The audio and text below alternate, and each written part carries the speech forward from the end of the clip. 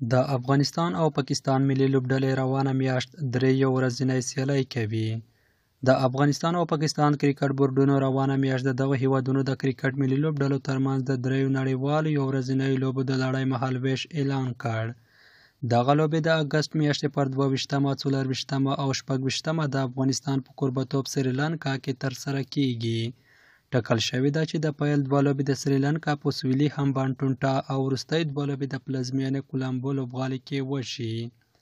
د افغانستان او پاکستان کرکټ ملي لوبډلو ترمنځ دا لوبلړۍ داسې مهال پلان شوې چې ورپسې را روانو میاشتو کې د اسیا جام او نړیوال جام مهمې سیالۍ هم را روانې دي. د افغانستان کرکټ بورډ چارواکي هیله مند دي چې دا لوبلړۍ به د راتلونکو سیالیو ته د افغان لوبډلې چمتووالي کې مرسته وکړي.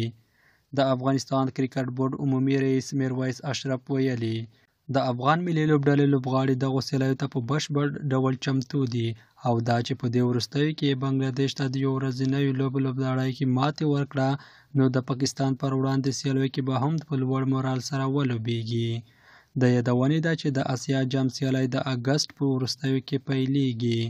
د پاکستان کرکټ بورډ هم ویلي چې له افغانستان سره دا لوبې به د بابر اعظم په مشرۍ د دوی ملي لوبډلې سره دغه جام ته په چمتووالي کې مرسته وکړي.